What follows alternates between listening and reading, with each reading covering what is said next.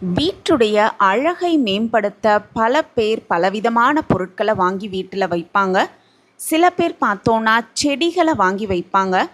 நீங்களும் செடி பிரியர்களாக இருந்தீங்கன்னா, உங்கள் வீட்டில் அப்படி மணி பிளான்ட் இருந்ததுன்னா கட்டாயமாக இந்த ஒரு பொருளை மணி பிளான்ட்டில் போடுங்க.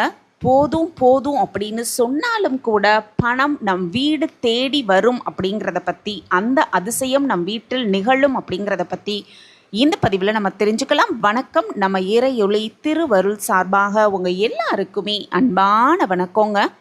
வாஸ்துப்படி வீட்டில் வைக்கும் எந்த ஒரு பொருளுக்குமே அந்த வீட்டில் தாக்கத்தை ஏற்படுத்தும் அப்படிங்கிறத முதல்ல நம்ம தெரிஞ்சுக்கணும். வீட்டில் செல்வம் பெருகணும், பணம் பெருகணும், பணம் ஏதாவது ஒரு வகையில் வந்து அந்த பணம் நம் வீட்டில் நிலைத்து இருக்கணும் அப்படின்னு ஆசைப்படுறவங்க, பண வரவை அதிகரிக்கணும் அப்படின்னு நினைக்கிறவங்க சில செடிகளை வாங்கி வீட்டில் வளர்ப்பது பொதுவான ஒரு விஷயம். அதிலும் குறிப்பாக வீட்டில் செல்வத்தை ஈர்க்கும் ஒரு செடி அப்படின்னு பார்த்தோன்னா மணி பிளான்ட் அப்படின்னு நிறைய பேர் அந்த மணி பிளான்ட் செடியை வீட்டில் வளர்த்து வருவதன் மூலம் வீட்டில் நேர்மறை ஆற்றல் ஓட்டம் அதிகரிக்கும் அப்படின்னும், அதனுடைய விளைவாக வீட்டில் பணம் அதிகம் சேர்ந்து செழிப்பாக இருப்பதோடு வீட்டில் இருப்பவர்களுக்கும் ஒரு நல்ல முன்னேற்றத்தை காண்பார்கள் அப்படிங்கிறதுல எந்த ஒரு சந்தேகமே கிடையாது. இந்த மணி பிளான்ட் செடியை வீட்டில் மட்டும்தான் வைக்க வேண்டும் அப்படிங்கிறது கிடையாது.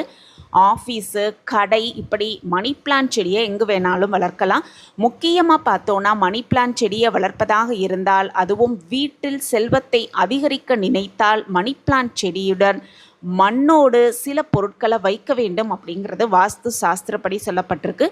வாஸ்துப்படி மணி பிளான்ட் செடியுடன் எந்த பொருட்களை கலந்து வைக்க வேண்டும் அப்படிங்கிறத முதல்ல நம்ம தெரிஞ்சுக்கணும்.